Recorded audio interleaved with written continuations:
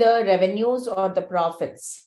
Okay, so this is what every business organization or the concern main goal is. Okay, so either it can be a profit organization, that is the organization which is born to set up for the making profit, or it can be an it can be a non-profit organization also, where the service motto is primary than making the profit. Okay.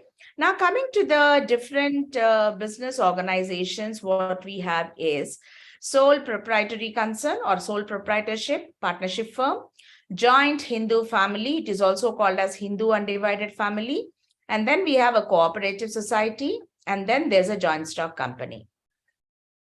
So the choice of the firms will depend upon several factors, like what is the size of the business, what kind of nature of the business is there, and what kind of a market you want to cater, and how much is the capital you are investing, and what kind of risk you're going to bear with that capital investment, and what kind of taxes, the legal liabilities are there. Okay, so any kind of business will definitely have a risk. So it's not that you are a sole trader, your risk is less, and a partnership firm risk is more. No, it's not like that. Every business concern will definitely have risk, and it will operate under uncertainty. There is no choice for the entrepreneur that any one of the mode of the business house is going to avoid his uncertainty. Okay, so here when we are talking about the first aspect of business concern, that is the sole proprietorship. Now, sole trader, sole proprietor means he's a single person, and it is the oldest form of business, and it is a very common business which is present in the market. Okay, so sole means single. A single person is the owner of the business. He is one individual who pools his own capital, brings his capital, searches for the land, searches for the market, hires people to be employed to do the business, and he manufactures, he fixes the price, he sells the product in the market, and finally, if it is a profit, he will earn. If it is a loss, he has to bear. Okay, so sole trader concern is a single person business, and moreover, when we are saying the part of the sole trader main objective is that it is a systematic concern which operates on self-efficacy. Like if I'm capable of doing business, then definitely I'll start a sole trader proprietary concern. Okay. And the most important thing is it is not a legal entity. You don't have any separate legal identity for a sole proprietorship. Okay, so only a single person will be starting the business, and he is responsible for all the debts and all the profits, whatever he's getting. Okay, and generally, if you see a sole trader concern, it is operated by his own name.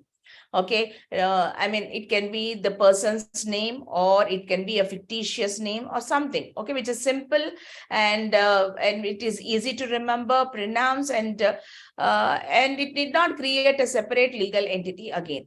You cannot have say more retail, more yes.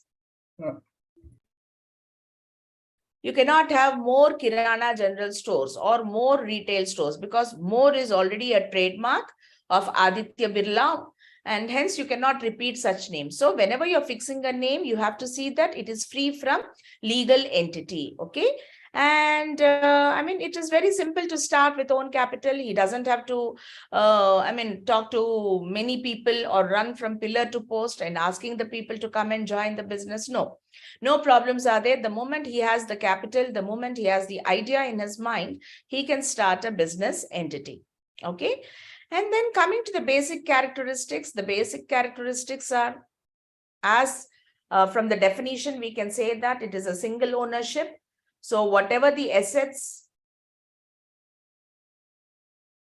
of the proprietor are there, those will be the assets of the company or assets of the business. And if he is getting huge profits, the profits are used by the proprietor. And if he bears the losses are also borne by the proprietor.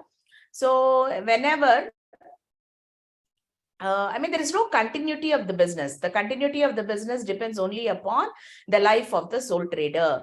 The moment the sole trader dies, the business will be wound up. Okay, so you cannot continue a business once the sole trader who has started the business dies. And the second point is there's no sharing of profit and losses. So as I said that a sole trader is a single person. He doesn't have to save or share the profits, whatever he has earned with someone else. As I already said, whatever losses, whatever profits, whichever are generated, it has to be borne single-handedly by the sole trader only. And it is a one man's capital, one man's control. Yes, the sole trader is the sole responsible person who is going to get the capital to the business. He will pool the resources. Either he can mortgage his property, or either he can take a bank loan, or whatever it is his duty and responsibility to raise the capital for the business. And similarly, he is the sole person who will be owing the business. He is the owner of the business, and he is the person who is going to control the business, take the decisions at the time required, and operate the entire business. So he is the one who is going to control the affairs of the business. And then comes the unlimited liability. Now, what do you mean by a liability? Liability is nothing but what you owe others, what you're supposed to give others. Okay. So if you have taken a loan from a bank, the bank is whatever loan you have taken is a liability because it is what you have owned. Okay. And you owe the same money to others, that is to the bankers. And when it comes to the liability is unlimited. Now, when I mean to say unlimited, if at the time of liquidation, when the business is at loss and it is winding up, and if the assets of the business are not sufficient to meet the liabilities of the business concern, then the creditors may take his personal property also. Okay, so personal properties, personal land, jewelry, or a building, whatever the proprietor has, the creditors have full pledge over that. They can sell the personal assets of the proprietor and recover the credit money. That is what is called as unlimited liability. The liability is unlimited, not only the business assets and assets and properties, but also the personal assets and properties will be pledged when the liability or the debts are not recovered.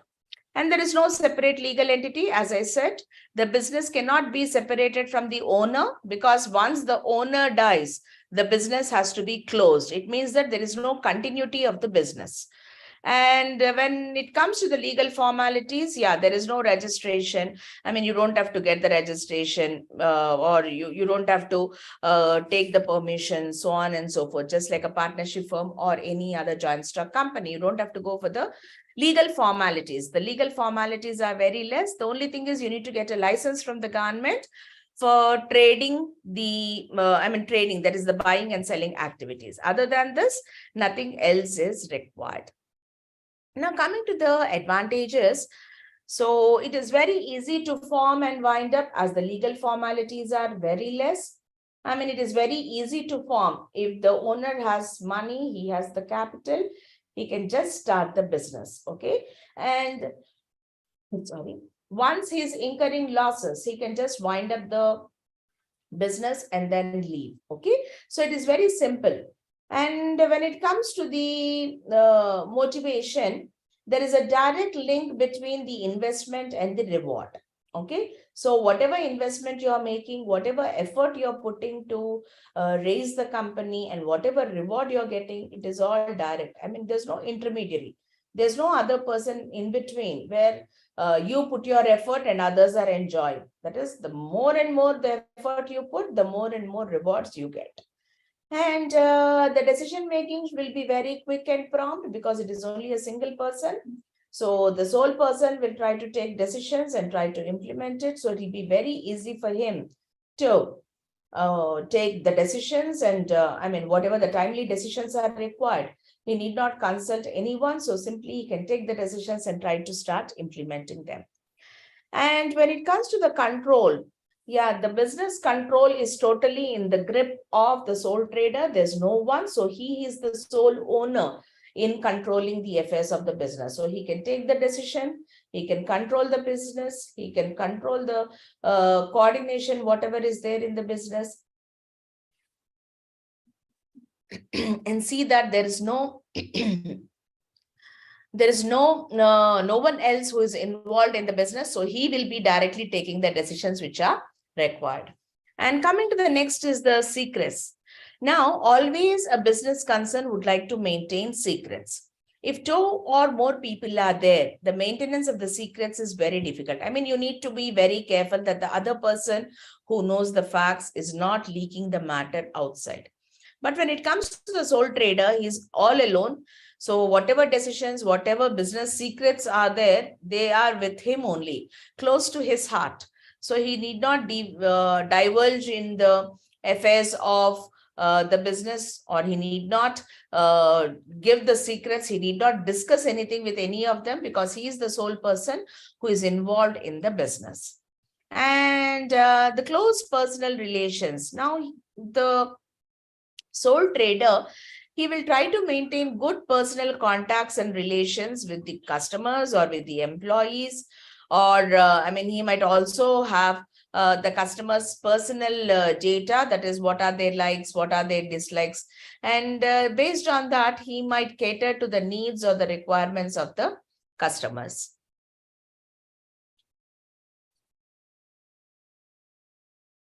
Then comes the flexibility in operation. The sole proprietor is free to alter the nature and scope of the business. Okay, the flexibility is very high. Why again? Because he is a sole person. A single person can call, can take the decisions. He is the person who will be deciding the affairs of the business. Hence, he can be directly taking a call over the affairs, and he can change from one to another very easily. He doesn't have to satisfy any of the members who are there. He can just take a call, decide, and put to use. And it encourages, sole trader concern is more of self-employment. So it is the self-employment, what the sole trader is doing. So whatever business organization he leads, he is trying to create employment opportunities for the people, and in a way, he's helping the society in reducing the poverty, unemployment, and you're trying to bring the people above the borderline of the poverty by providing the opportunities to work. Now, coming to the limitations, the first and foremost is the limited liability. Because a sole trader is a single person, he cannot pool more of the finances. So whatever limited capital is there, he need to function with that limited capital only. So if at all the borrowed money is not sufficient, and the capital, whatever he is using, is not sufficient, then he might not go for the expansion, or he might not go for the growth of the business. And second, we have unlimited liability. Now, what do you mean by unlimited liability? As informed, whenever the debts are not cleared, the creditors have the right to not only take the assets of the business, but also the personal assets of the proprietor to clear their debts. So this is one of the major limitation of sole trading concern. I mean, if the business is not able to deal with the loans, then the personal property, the personal belongings of the proprietor will also be at stake. And there is no continuity in the business, because whenever the sole trader is ill, or there's a death of the sole trader, or the insolvency. Now, insolvency is a situation when the sole trader incurs the losses. He will be called as an insolvent. Okay. Under such cases, the business has to be ended. You cannot continue the business because it is a sole trader concern. And the size of the concern can also be small. Why again? It can be due to the capital requirements, or the sole trader is a single person who is taking care of the business. If the business is large enough, huge, he might not be in a position to control the affairs of the company. Hence, too much expansion will be a problem for the sole trading concern, and too much of expansion will also require huge capital investment, which is not possible for a single person to invest. And then we have the managerial expertise. Now, a single person is managing the affairs of the business, so he might not be a person with experience. Okay, a person who is well equipped with the manufacturing might not be well equipped with taking the timely decisions. But as I said, a sole trader is the sole person who is going to take the decisions, is going to manage the affairs of the business, and he is going to take the call for the running of the business. Under such circumstances, he might be wrong in certain places because of lack of expertise. He might not be an expert. He might not be a person who can, give a substitute product immediately once the main product is not available. Okay. Now, coming to the suitability, it is suitable for the small and local vendors like the grocery items or books or stationery or vegetables, and where the customers need personal attention, like the taste, the preferences, whatever personal attention you need, like the furniture or designing of the garments, etc. And the nature of business is very simple. It can be a small grocery stores or telephone booth or garments business, or it might be where capital requirements are small. And like the vegetables or fruits, or it can be the tea stalls. And artistic and manual skill is required, like it can be the jewelry, or it can be the hair cutting, tailoring, or motorcycle repair shop, which requires some kind of technical knowledge by the person. And the form of business is more suitable for taking quick decisions. So in a form where the decisions can be taken very quickly. And the nature of the business is local, or it can be seasonal or personal service oriented. Under such cases, the sole trader business concern is the best option. And then where the business operations are very simple and they don't require any skill-based requirements. So such concerns can go for the sole trader proprietary concerns or proprietorship. Now comes the partnership firm of organization. Now the partnership business, and when we are saying a partnership firm, the name itself says partners. Plurality is there. Sole proprietor, it is a singular word. Whereas when I'm saying partners, there is plurality. Okay. So the partnership firm has evolved, overcoming the limitation of the sole trading concern.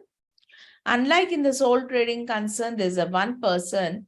In a partnership firm, there will be two or more persons. Plurality, it should be more than one. There will be two or more persons pooling their capital, pooling their personal resources, and then they have a common idea. With that common idea, they start a business. And the major limitation of the sole trader concern is, like, he was a single person, hence the capital was falling short, the decisions might be incorrect, and there is no continuity of the business. So many drawbacks or the limitations were there for the sole trading concern. So those can be overcome with the evolution of partnership firms. Now, the major characteristics are two or more members. The number of members should not exceed 10 in case of a banking business and 20 in case of other business. So this is the minimum, this is the requirement for the sole trading concern. If it is a banking business, at least 10 people should be there, the maximum. And for the other businesses, at least 20 people should be working. Okay. And when it comes to the agreement, like unlike the sole trading proprietary concern, there exists an agreement in the partnership firm. So in a sole trading concern, you don't need agreement because it is a sole person. So he doesn't have to give rules or get rules from others, from the outsiders. Whereas the partnership firm, it gets registered and it comes with an agreement where all the partners will sign an agreement. It is a piece of paper on which they write the names of the partners, their addresses, how much capital they brought into the firm, and what is the profit sharing ratio, what is the loss sharing ratio, and how much interest they're going to get on the capital what they have invested.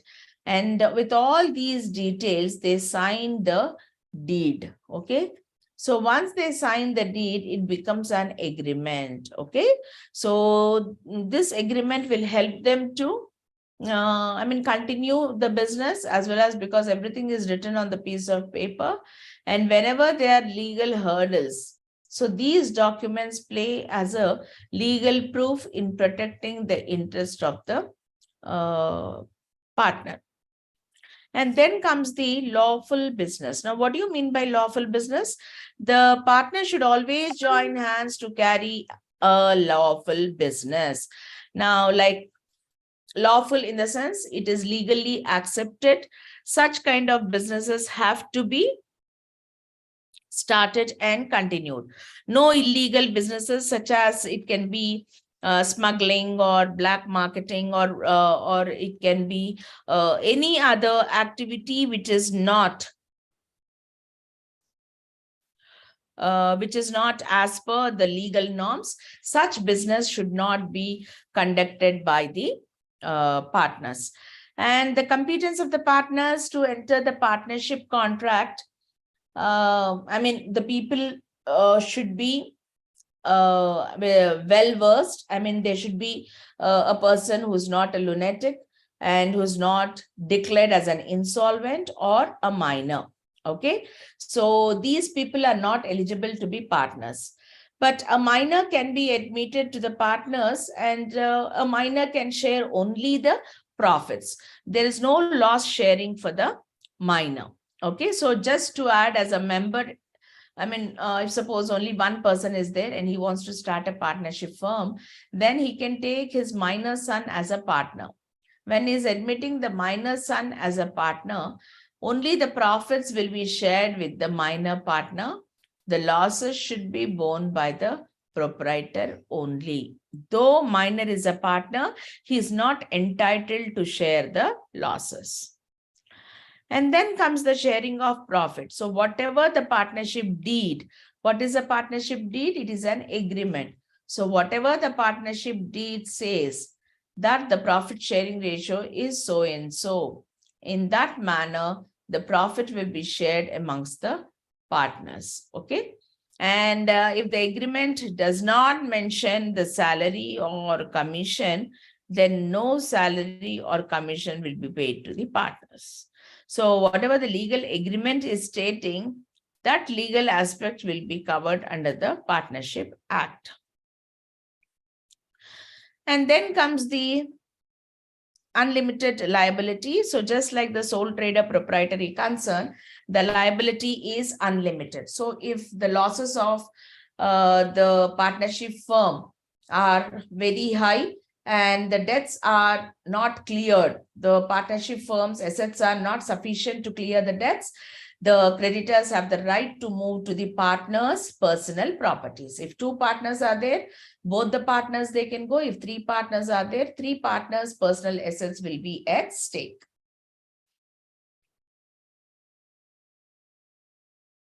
And there is no separate legal existence. Even a partnership firm has no separate legal existence.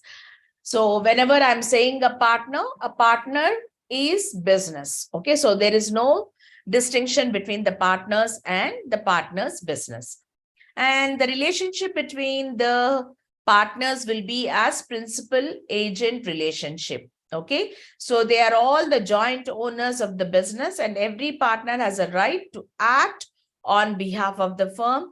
They can take the decisions on behalf of the firm, and they can act as an agent as and when the time is required. or they can also become the principal, and they form the relationship in such a way that as and when required, they become an agent or a principal. Now, coming to the transfer of interest. No partner can sell or transfer his interest to anyone without the consent of other partners. Okay. So, I mean, if a partnership firm has been started by A, B, and after some time, B wants to sell his share to, say, X, in no way that is allowed. Okay. He cannot do until A agrees for such separation. And as and when a partner is admitted, or there's a death of the partner, or a partner retires from the partnership firm, the entire constitution of the partnership firm changes. Okay. No longer the partnership deed can be continued. It comes to an standstill pose. And then once the other partner are willing to admit a new partner, the constitution will be changing. That is, the profit sharing ratio will be changing again. And if a partner is retiring, again, the profit sharing ratio will be sharing. And if the death occurs, then there is no, again, the profit sharing ratio will be changing. That is, whoever is leaving the partnership firm, his share has to be readjusted with a new partner admitted or between the existing partners. So whenever these things happen, you need to take the consent of all the partners. Simply, you cannot take a call, take a decision, and make the right kind of decisions. And then comes the continuity of the business. As I said, the continuity of the business comes to an end. Either it can be the death or bankruptcy or lunacy. I mean, you being a lunatic and one person being a lunatic, suddenly he changes into a lunatic. Or whenever the bankruptcy charges are levied against a particular partner, the moment you receive these things, the partnership ceases to exist. So you cannot consider that there is existence because there is an admission or a retirement or a death. The major advantages is it is very easy to form. The legal formalities are very less, only a simple agreement, either an oral agreement or a written agreement is must.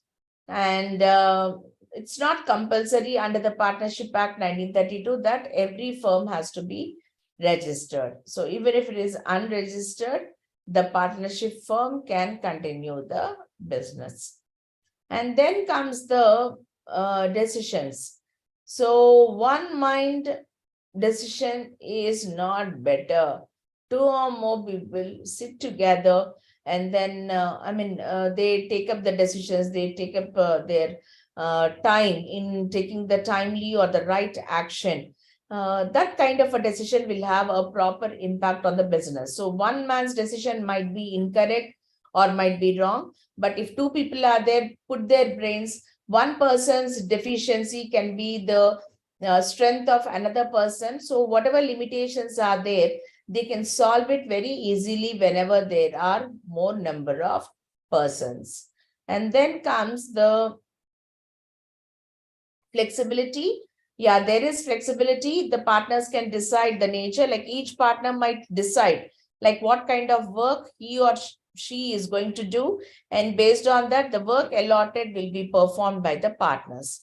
And they share the risk, they share the losses, and they try to protect the interests of each partner in the best of the affairs. It is not that the firm is not making profits. It is the partners who are not making the profits. So you need to be very vigilant. You need to see whenever there are losses, you tend to observe, take a right call, and then try to come out of the colors by a very good product. But you cannot stay in the market for a longer period by taking incorrective decisions. Okay, so the better decisions will be taken, the risk will be shared, and the interest of each of the partners will be protected by one another. And there is specialization. Now, what do you mean by specialization? It is the division of labor. So whichever partner is best in doing some kind of work, that work can be allotted to the partner so that the right kind of decisions can be taken. And the survival of the partnership firm is higher than the sole trader concern. In sole trader concern, the moment the sole trader dies, the concern will come to an end. But in case of partnership, though death or insolvency of any partner occurs, if the other partners are willing to continue, they have to just do the reconstitution. I mean, a new profit sharing ratio has to be decided and they can continue the business. And the limitations, again, there's unlimited liability. If the firm is unable to clear the debts, the liability will be going to the personal properties of the partners. And then the uncertainty in life, the partnership firm has no legal entity which is separate from the partner. So whatever legal entity a partner has, the same thing is carried out by the firm. So it comes to an end the moment there's a death, there's a retirement, there's an insolvency in the partnership firm. Okay. Provided the other partners are willing to continue, then only the partnership firm will be continued. And coming to the capital, again, limited capital. Why? Because though there are two partners or three partners, how much money they can pull together to start a partnership business? Okay, you can have very little money. And where the salary is saved, the salary is earned, that amount can be utilized as the capital. Okay, but again, the partner's individual capital exertion is very less because the capacity of each individual person is just like an individual in the sole trader concern. And coming to the share, no partner can share his share, I mean, the partnership firm share to a third party or to an outsider without the consent of the partners. Okay, you cannot allot, you cannot give your share from the partnership firm to a third party. And then you have implied agency. Now, the decision of any partner are legally binding as well as the other members. Okay, so I mean, you need to be selecting very cautiously one partner amongst the partners, like who will be signing the contracts or who will be signing the orders, who will be dealing with the business. Okay, so once you take the signature, I mean, that person is liable to run the business. And because though the liability is common for everyone, but whatever decisions only one person is taking will have an effect over the long run business. And distrust, yeah, you can't trust each other because there are more number of partners, the more distrust is there. If only two are there, can I trust him? Can I trust you?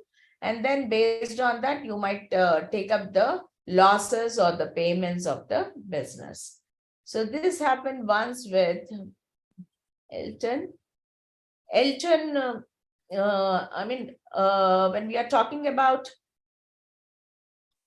the trust part, so whenever the trust is misguided, what actually happens is one person will try to eat away the money of the partnership firm by taking incorrect decisions, and then that decisions will have a negative impact, and one partner will try to make a lot of profits and I mean try to eat away the profits of the company or sorry, of the partnership firm, and try to show the losses, and other losses will be taken by the rest of the partners. So such kind of things might happen whenever there is a distrust. And coming to the kinds of partners. Now, there are different types of partners, that is active partner, who is an actively participating in the day-to-day operations of the business. And they are known as active or working partners. So they contribute the capital as well as they are entitled for the share of the profits, and they are also liable for the debts, but they take active part. I mean, they sit in the chair as a managing partner in the decision making, or in the signing, or in the as the authorized signatory of the partnership firm. And then we have dormant partners. A dormant partner is also called as a sleeping partner. A sleeping partner do not participate in the day-to-day activities of the partnership firm.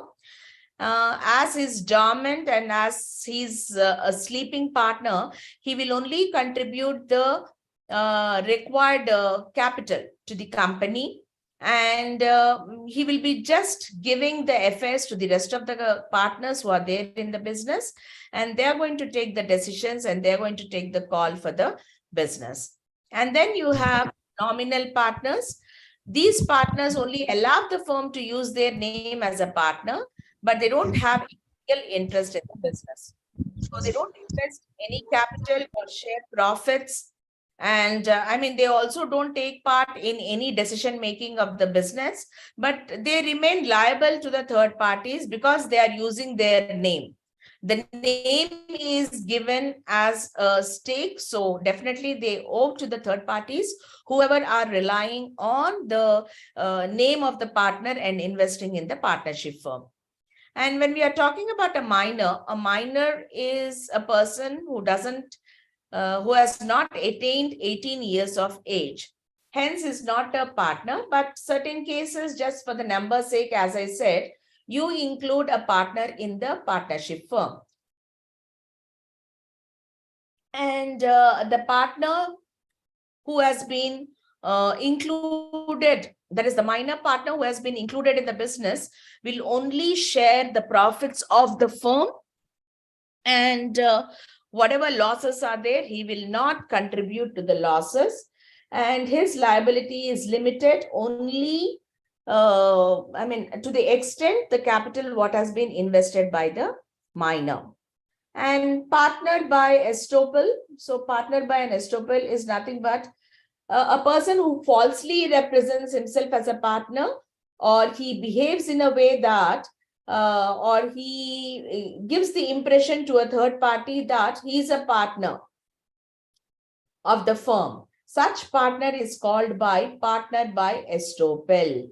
And when it comes to the liability, the liability to the third party, he is always liable because he has pretended that he is the partner of the firm.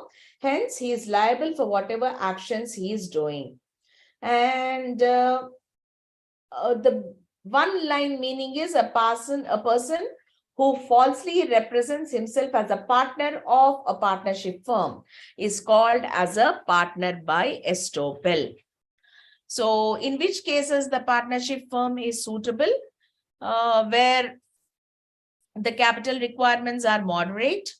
I mean, they are not too high or too less. And the second case, the partnership firm have different abilities and the managerial skills or the talent, and they have expertise in certain specific field, then they can have the partnership firm. Like it can be a legal firm, or it can be a chartered accountants firm, or it can be the advertisements firm who create advertisements for the companies or brands. So such kind of specialized work, architectures, or the panel who contributes the best fit to the third party. Such kind of expert knowledge, whoever possesses, they can have the partnership firm. And coming to the next one is the limited liability partnership firm, LLP. This is which has been introduced in 2008. It is the latest edition. It is a blend between a private company and a partnership.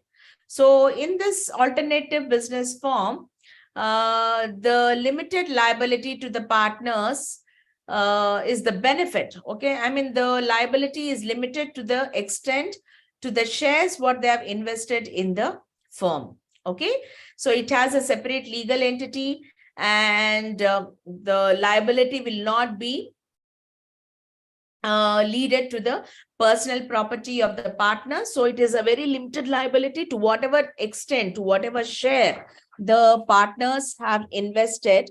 The liability is limited only to that particular amount. Okay. And the characteristics are a body corporate as per the Section 3 of the Limited Liability Partnership Act 2008. It is a body corporate formed with a legal entity, and it is separate from its partners. Okay, so legally the partnership firm is separate from the ownership of the partners. And there is perpetual succession. So, I mean, the business is going to continue. The partnership firm is going to continue. The existence is continue. Though a new person is admitted, though a person is retiring, though there's a death, though there's an insolvency of a partner, it is not going to affect the limited liability partnership firm. As I already said, the separate legal entity will be there. So in the eyes of law, the firm is different and the partners are different. And it is a mutual agency. I mean, the limited liability partnership has, it is an independent, unauthorized actions of one partner will not make all other partners liable. So it is a mutual agency. If I'm a partner and if I do any mistake because of which there's a liability which is arising, the rest of the partners are free to pay such kind of liability. The liability only vests with me because it is of my incorrect decision. So you cannot bind other partners for the liability which has been incurred due to my incorrect decisions. And the rights and duties of the partnership firm are governed by an agreement. So just like a partnership firm, you write an agreement which tells all the rights of an individual. Okay. And whatever dealings are there, those will be mentioned in the agreement. And when it comes to the legality, it is an artificial legal person. So if any legal proceedings are there, those will be dealt on the firm and not on the partners. And though there is no mandatory provision, the limited liability partnership firm can have a common seal as and when they are dealing with the official documents. They can just put up the common seal along with the signatures. And the liability, as I already said, it is limited to the extent of investments. And coming to the minimum and the maximum number, there should be at least minimum 2 numbers. Okay. And the maximum limit, you don't have any maximum limit for the partners. It can be any number, and it cannot be formed. The basic idea is the maximum number is not there. So you can join as many partners as you want, but you need at least one designated partner who is a resident in India. Okay, so you should have at least 2 individuals as designated partners, and at least one designated partner should be always staying in India, though the other one is roaming all over the world. And then business for profit only. So the partnership firm considered under limited liability is always started with a motive of earning profits. And you cannot start a limited liability partnership firm with a charitable motive or with a service motive or non-profit motive. And a private company, firm, or an unlisted public company can convert itself into a limited liability partnership as per the provisions of the Act. So such conversions are allowed, and you can make the conversion of the private or unlisted public company into a limited liability partnership firm. Just a second.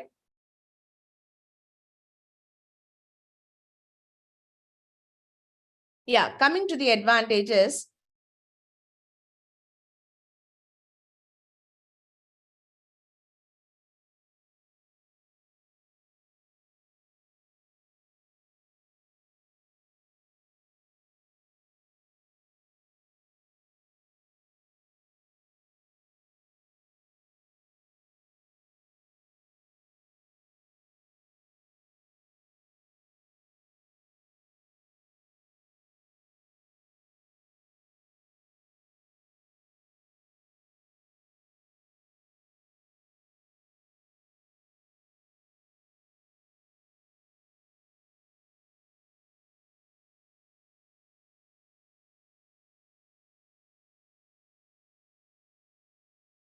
So coming to the advantages, there's a separate legal entity. The partnership firm has a separate legal entity, and there is no minimum capital requirement. There's no capital contribution, which is made compulsory for the investment. And it could be formed without any minimum capital proposal. So whatever may be the minimum capital you have, you can just start with the capital. There is no condition that so much of capital is required for the business. And then you have the limited liability. The liability of the partner is limited to the extent of the contribution, and whatever the personal assets of the proprietor are there, those are safe because the personal property is not at stake. Okay. And the dissolution or winding up, the limited liability partnership is also free from complicated procedure for the dissolution or winding up. I mean, you don't have the procedures like you have to have the winding up meetings or minutes of the meeting or the annual meetings.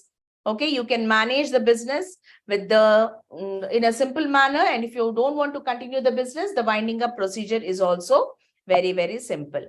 And then coming to the limitations,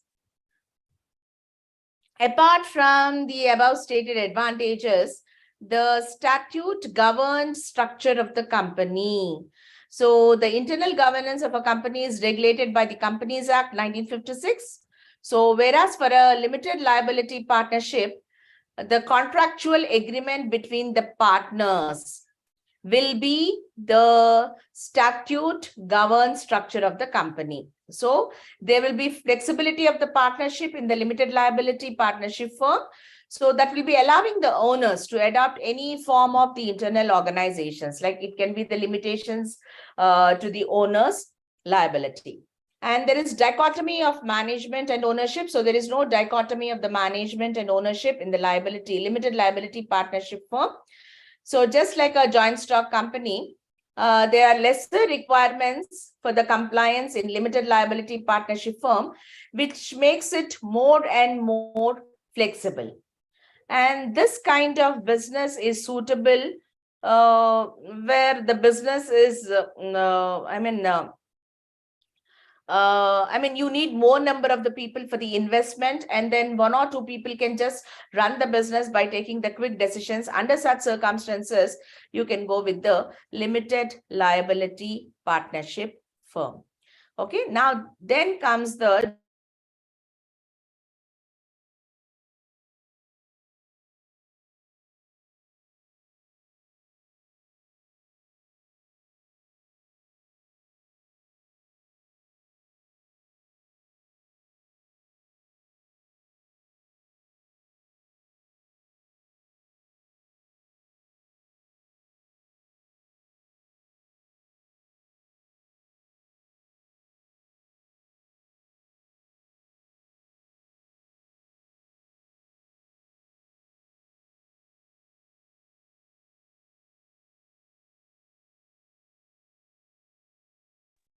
I'm sorry, there's a lot of net issues today.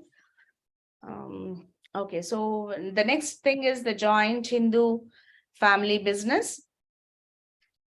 So it is a distinct form of business organization. And when I'm talking about the joint Hindu family business or Hindu undivided family business, the major characteristics are it's a business which has which is linearly descended. Linearly descended in the sense it is carried from generations to generations. Okay, so the grandfather, father, and the son, or great grandfather, grandfather, father, son. In that way, the business will be continuing. It will be running on the basis of Hindu undivided family laws. And the major condition is they need to have the ancestral property, and which should have been passed from generations. Okay, and the membership of this business can be acquired only by birth or by marriage to a male person. Okay. And that male person should already have been a member of the Hindu undivided family. Okay. So, and this business is governed under the Hindu law. Now, coming to the major characteristics, as I said, it is governed by Hindu law, and the type of business is controlled and managed according to the provisions of the Hindu law. So there are basically two schools under Hindu undivided family. One is Mitakshara School of Hindu Law, and the other one is Dayabaga School of Hindu Law. Now, Dayabaga School of Hindu Law is prevalent only in West Bengal and Assam. And here both male and female are members and co-partners in the Hindu undivided family. Whereas in Mitakshara School of Law, which is prevalent all over India, except the states of Bengal and Assam, only male members of the family are considered as co-partners. Okay. And the other members, the female members or other members will not have any share in the family business. Okay, but there is a amendment done by the Hindu, that is the Government of India, that is the Hindu Succession Act, where both male and female members have equal rights in the ancestral property. So until this law was passed, it was only the male members who can start the business, and a male member who is in the womb of mothers will also have an equal share in the ancestral property. So the Hindu law has been amended by the Succession Act, Hindu Succession Act, wherein both the male and female members have the equal rights in the ancestral property.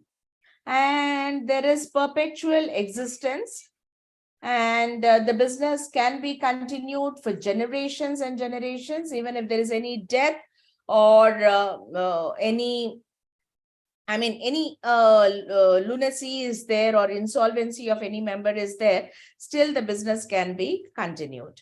And the control of the Hindu undivided family will be taken care by its manager called Karta. And generally, he is the head of the family. Okay. And whatever the head of the family says, that would be final. And even the Karta need not be the senior most male member. Sometimes the junior member also can become the Karta.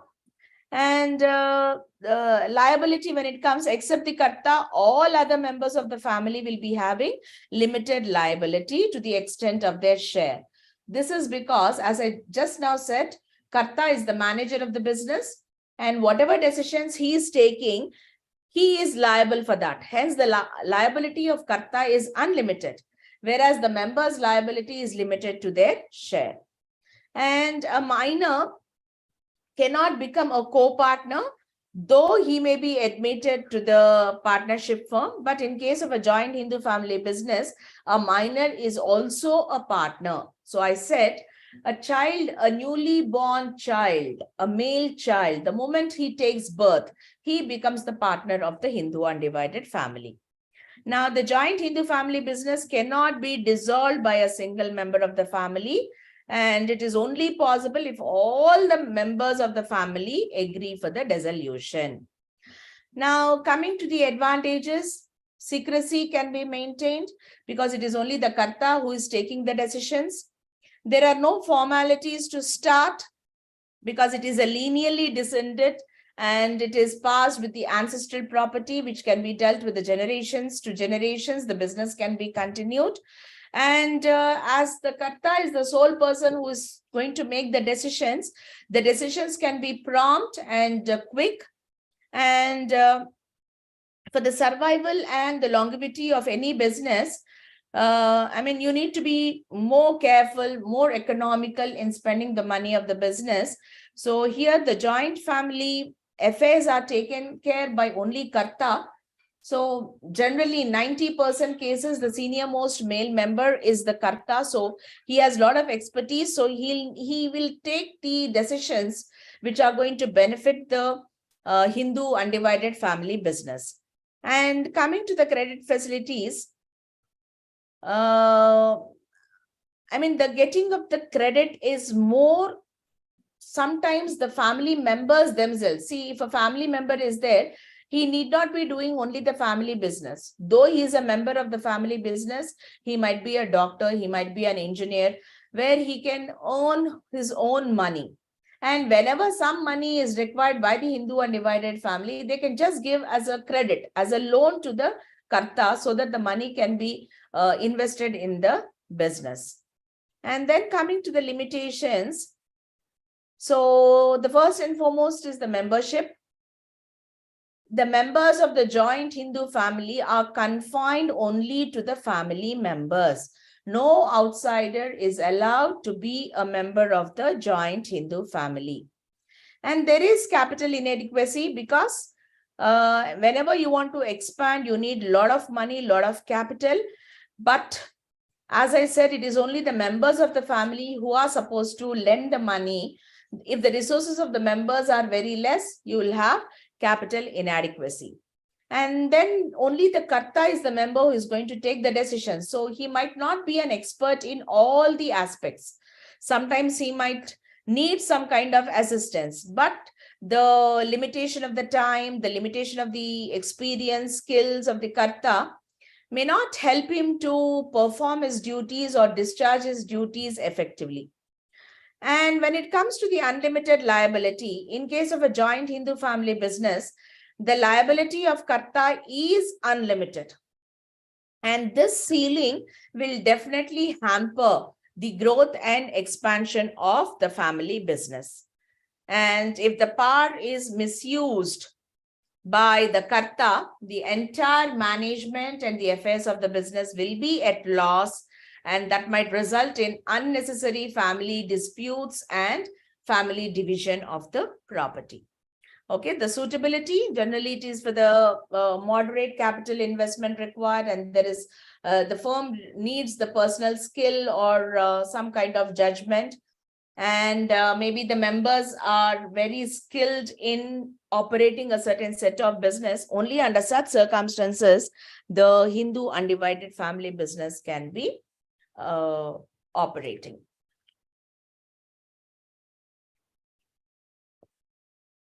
Now, the next form of business concern, it is the joint stock company form of organization. So,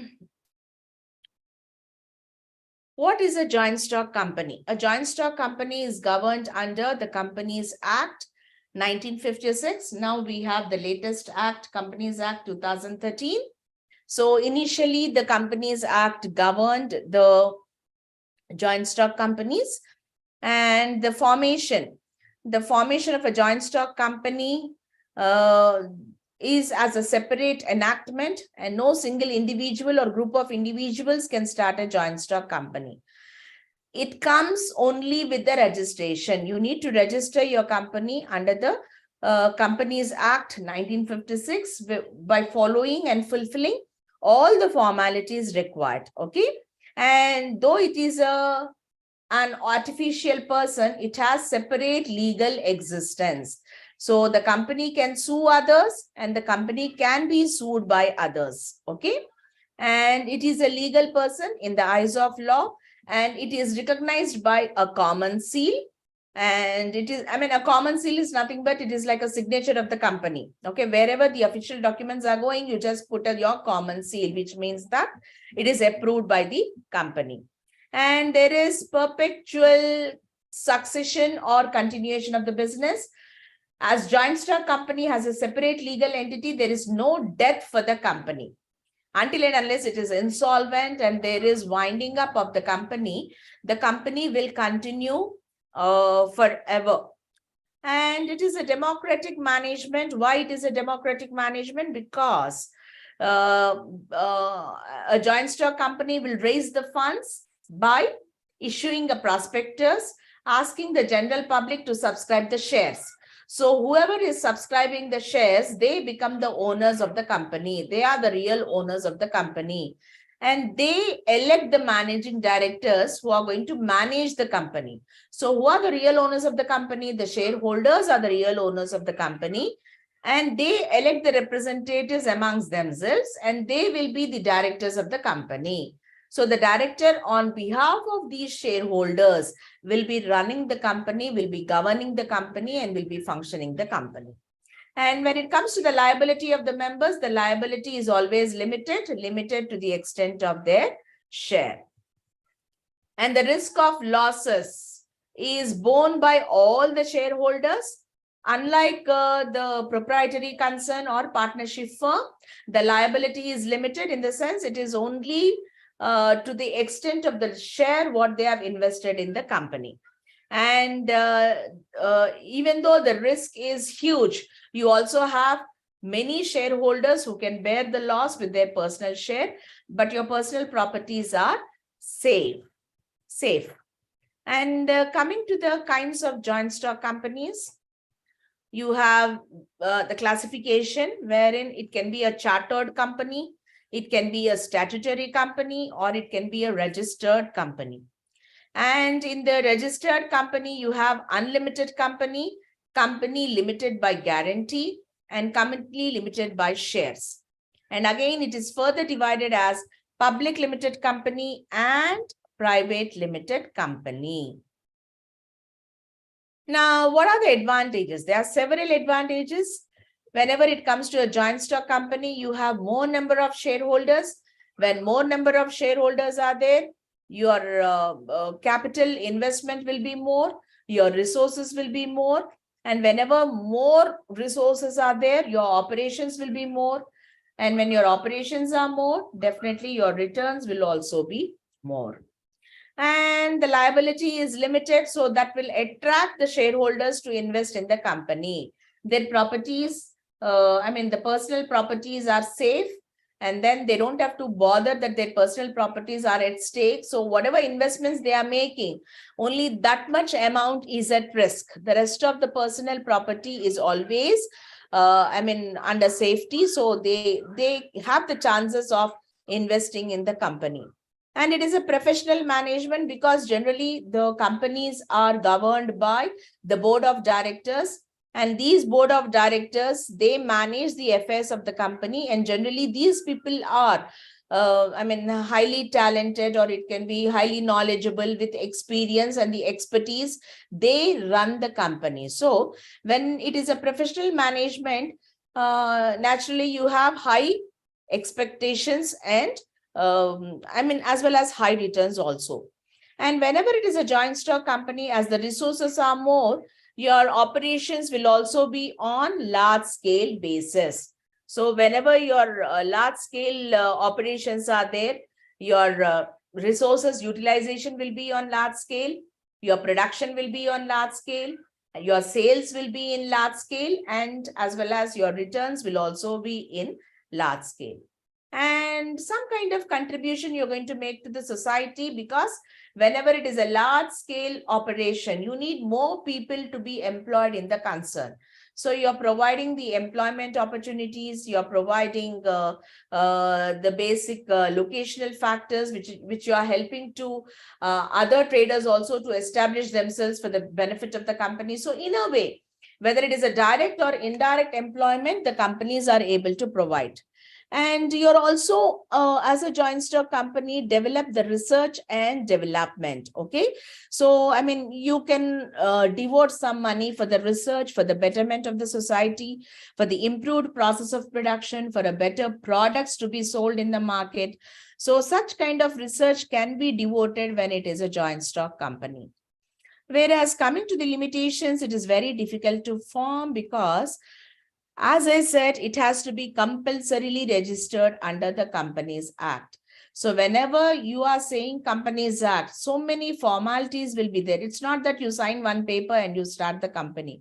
So many legal formalities will be there, which takes a lot of time, and so many legal documents will be there. So, these have to be fulfilled to start a business operation. And when I'm saying a joint stock company, there is heavy control, government control over the company. So everything will be monitored. They are very particular about the public interest. They are particular about the taxes. And whenever there is lag in payment of the taxes, there are huge penalties. And I mean, you need to be under the surveillance, under the control of the government. And the policy decisions are generally delayed. I mean, you cannot take the quick decisions, unlike you have seen in the sole trading concern or partnership firm, because as I already said, you have board of directors who are going to govern the affairs of the company. As and when you have to take a decision, you have to call for a meeting. You need to take the approval of the board of directors. And once the approval is done, then only you can go forward with the decision. So, I mean, the decisions which should have been taken very quickly will be getting delayed because of the process of the board meetings, so on and so forth. And then comes the concentration of economic power. Even yesterday, I told you people, concentration is the decision-making power. So the decision-making power is usually vests with only few people. Who generally manage the affairs of the company or the board of directors or whoever it is. So generally, what kind of decisions they take?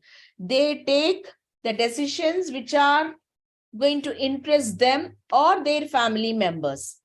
Okay, so generally the board of director of one company can also be a director of another company. So if I'm taking a decision and if it is going to hamper the performance of other company, I wouldn't take such decision, because I know that if I'm taking a decision that is going to affect my another company where I'm a director. So this concentration of economic power will not allow the company to grow, to prosper. In a way, there is a lot of control over the affairs of the company. And when it comes to the suitability, where the volume of the business is large and huge financial resources are required, under such cases, a joint stock company can be started. So the products like iron and steel, which or technology, innovative products, fertilizers, cement, etc. These can be the examples. Now coming to the holding company. Now, what is a holding company? A company that doesn't conduct any operations, ventures, or other activities. Instead, it exists for the purpose of owning the assets of other company. Okay, so it holds other company. The company which is holding is called as holding company, and the company which it is holding is called as a subsidiary company. It is a subsidiary which functions under the orders of the holding company. So when can we say that it is a holding company? Where more than 50% of the normal value of the issued equity capital of the company is held. So more than 50%, 51%, and more than 50%, again 51% of the voting rights are there, or if it secures the right to appoint the majority of the directors of the company, whether directly or indirectly. Okay, so when these conditions are satisfied, it becomes a holding company, and the company which is holding other companies is called as a subsidiary company. So what are the holding companies? Different types. You have pure holding company. The major purpose of such company is it owns the stock. It owns the stock in other companies. So they don't participate in any other business other than controlling one or other firm. So whatever the stock they have, that is owned by the holding companies. Or it can be a mixed holding company is which controls the firm but also engages in its own operations. Okay, so it will be holding the subsidiary companies, and simultaneously it also engages in performing its own activities. And it can be an immediate holding company which retains the voting stock. It retains the voting stock, and the moment you have the voting stock, you have the right to elect the directors. So in a way, you're controlling the subsidiary company. Or it can be intermediate. Intermediate holding is it is holding another subsidiary of a larger corporation. So I mean, you're not the direct holding company, but you're holding the company where it holds a subsidiary company. So in way, you are an intermediate holder of the subsidiary as well as the subsidiary of the subsidiary. Now, coming to the merits of the holding company, it has a greater control for a very small investment, and it has the independent entities, and it has the management continuity because it has the right to appoint the directors. It is affecting the shareholders. I mean, the shares or the stock, what it is holding in the company, it is affecting the voting rights. So it has the huge control over the affairs management. And 80%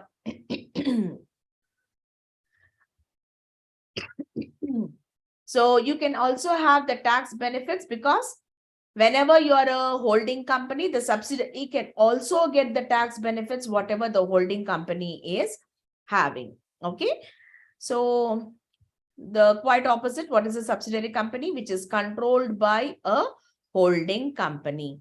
So it can be a one-person company which is registered under the Companies Act 2013 with just one member who can start the business. Okay.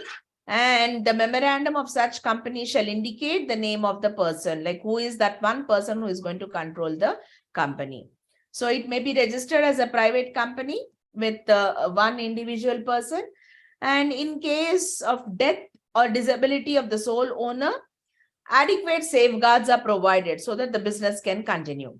Okay, and the liability of the one-person company is limited to the extent of his share in the business. And it can be managed by the owner, or it can be managed by the elected legal representative.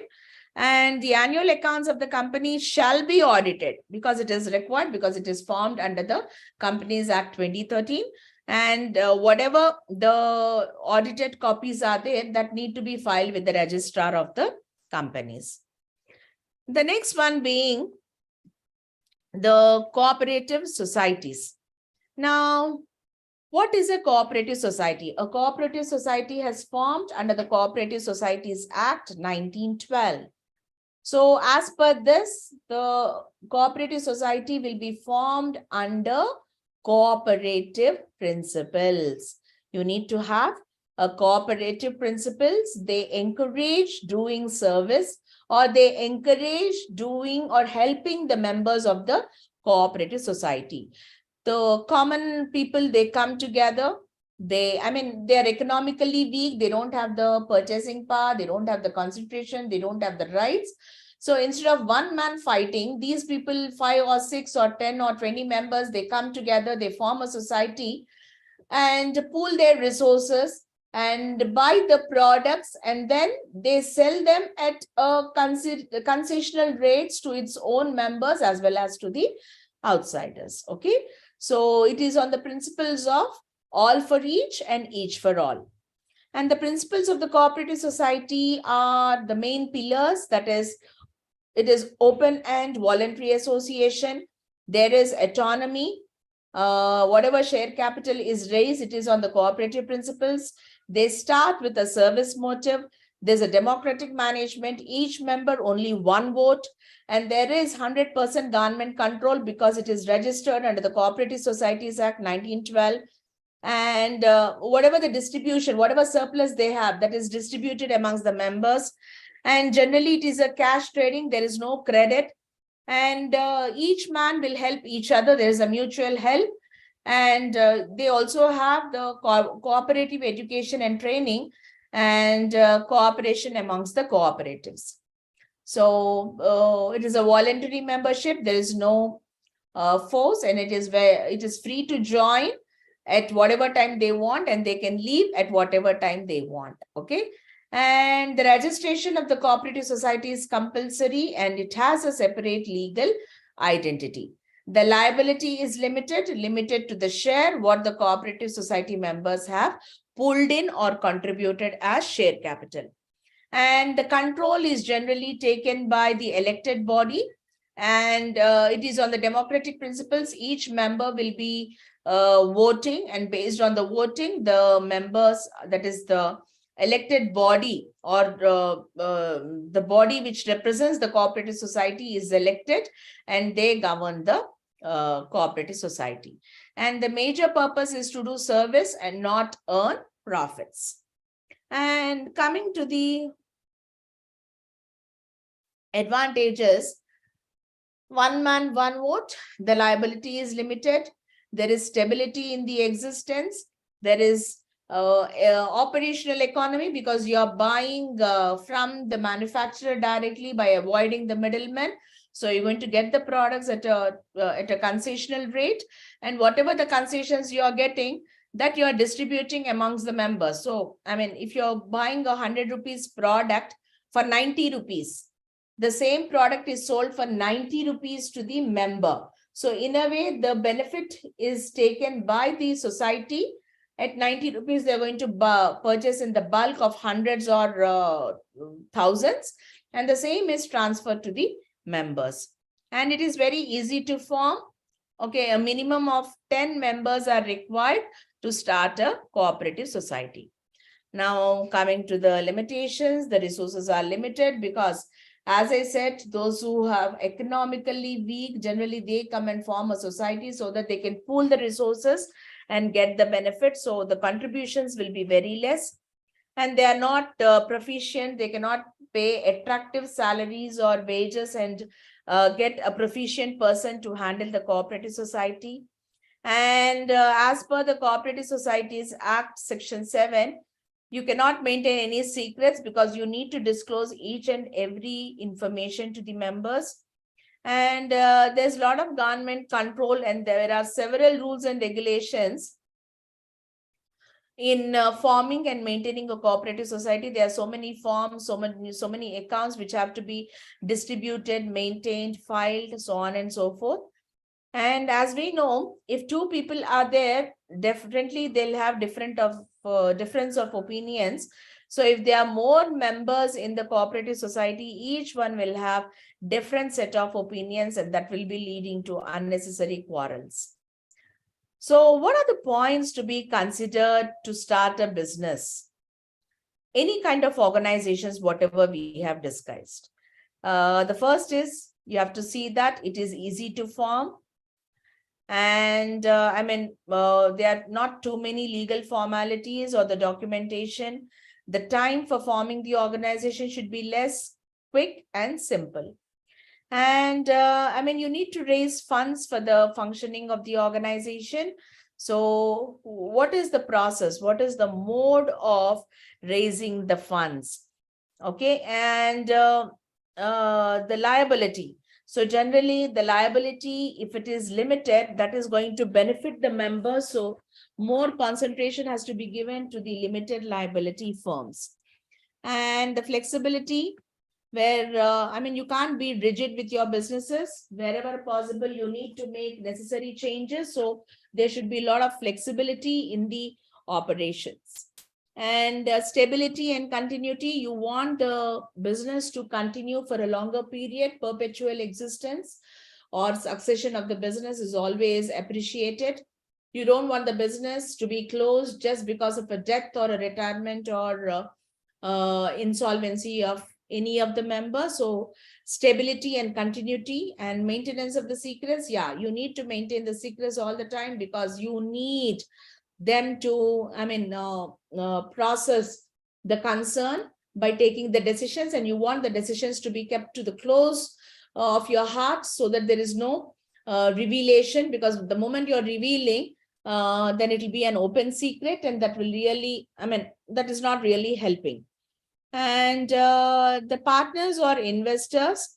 So whether it is a partner or the investors, so whatever the liability is there, that is limited and which is shared equally amongst them.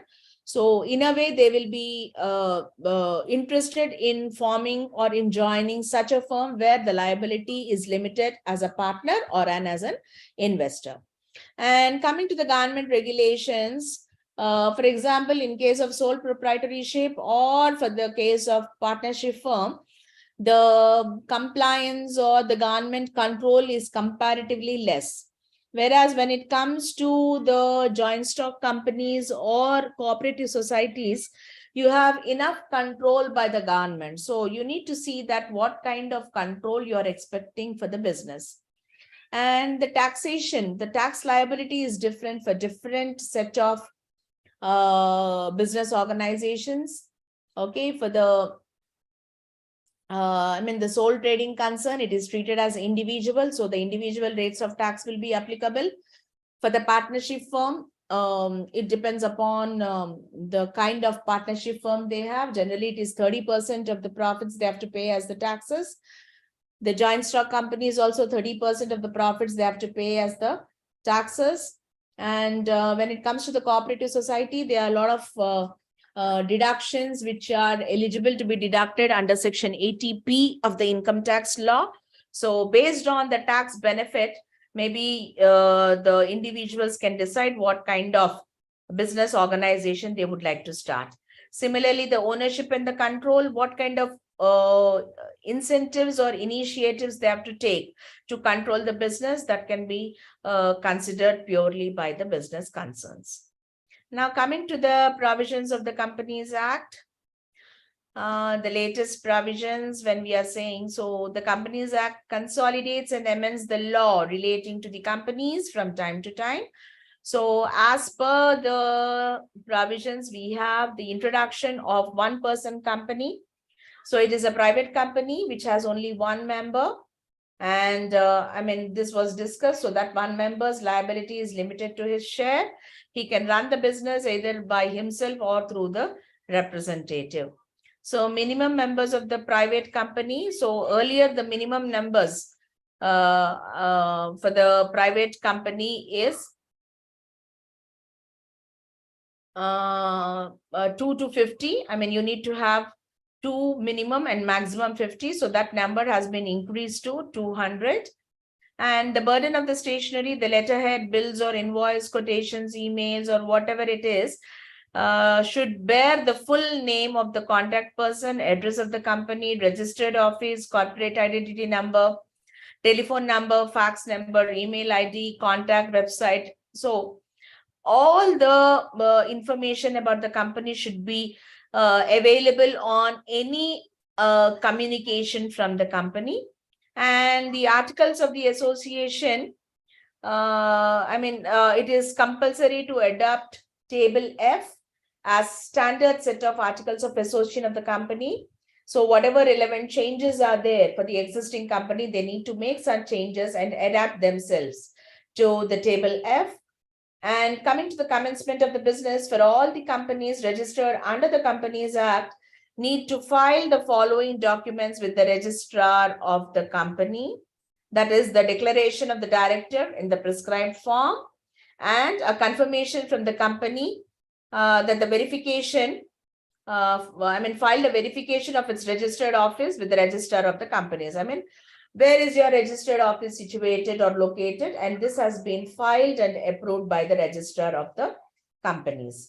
And then you have the financial year. So the Companies Act 1956 provided the companies to elect their financial year as per the choice. So what is as per choice? Either it can be a calendar year, that is from 1st January to 31st of December, or a financial year. Financial year starts from 1st of April, ends on 31st of March in the succeeding year. So, but this 2013 Companies Act made a common financial year for all the companies, stating that the financial year should be ending on 31st of March. The new financial year starts with 1st April every year, ends on 31st of March coming year or the next year. And the eligibility to become the managing director or a whole-time director, the age limit has been revised to 21 years. In the earlier case, it was 25 years. And the number of directorships held by an individual. Generally a person cannot be a director for more than 20 companies, including 10 public companies. So it provides a transition period of 1 year from 1st April 2014 with the required compliances. So you cannot be a director of 20 or more companies. And the board of directors and the disqualifications for the appointment of the director. The company shall have a maximum of 15 directors. As per the earlier 1956 Act, it was only 12 directors. And it requires a special resolution by the shareholder to appoint more than 15 directors in the company. And at least one woman director on the board should be there for the class of companies. And it requires at least one resident director who has stayed in India for a period of not less than 182 days in the previous year. So one woman and one resident director are must in that 15 board of directors. Independent directors, in case of listed companies, 1/3 of the board of directors should be independent. And there is a transition period of 1 year from 1st April. So it also provides that additional qualifications and restrictions for the independent director. And the resident director, as I said, he should be for a period, who has stayed in India for a period of 182 days or more, should be considered as a resident director. And the company cannot advance any kind of loans or guarantees to any director of a holding company. And the appointment of the managing director, whole-time director, this was 1 year before the expiry of the term. That was the earlier ruling, where the reappointment can be done before the expiry of 1 year, and the 2 years in the existing provision. So, however, the term for which managerial personnel can be appointed for a minimum period of 5 years, there's no change in that. Okay, and who are the key personnel who are considered as the managerial personnel? The chief executive officer, that is the CEO or the managing director, the whole-time director, the chief financial officer.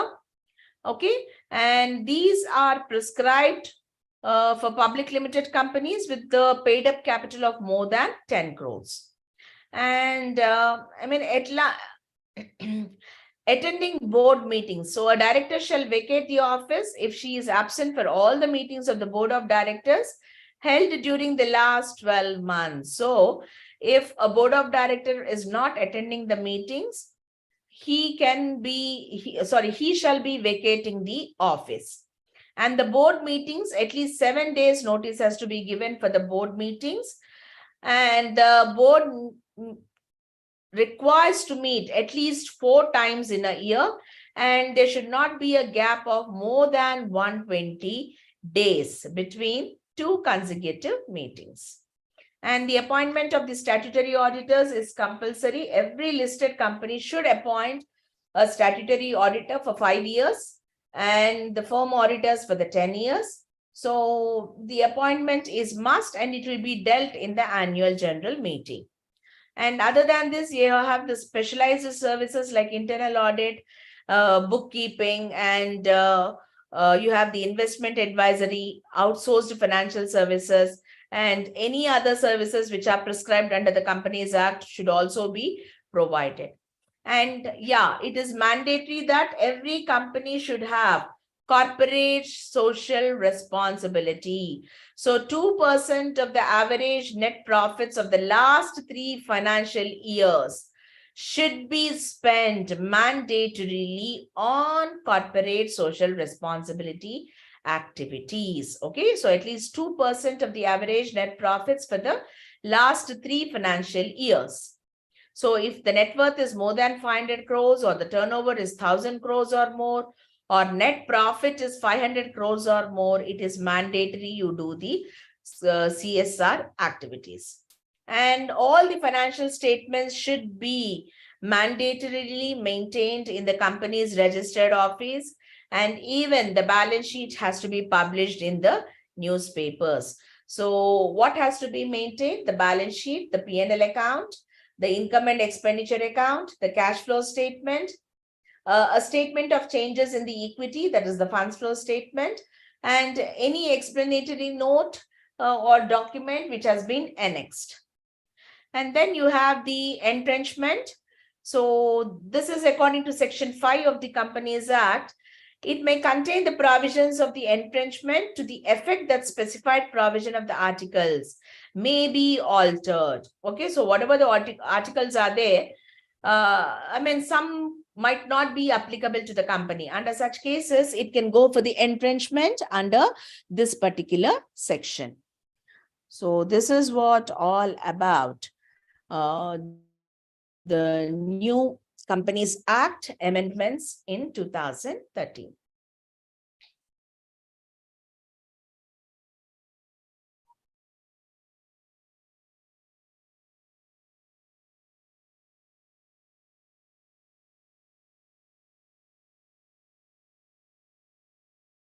Okay, this Unit 7, Development of Business Idea. Should I continue with this unit or should I stop? I think it is already 4:10.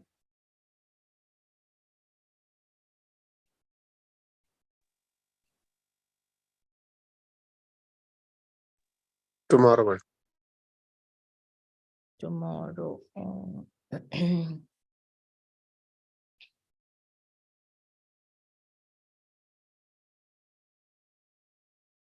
So, any doubts?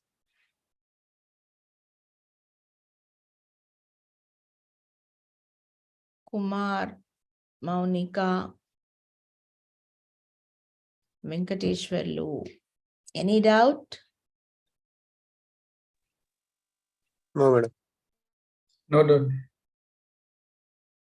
Okay. Sir, it's already 4:10. I think, I mean, they're asking me to continue the next session tomorrow. That is, so should I stop?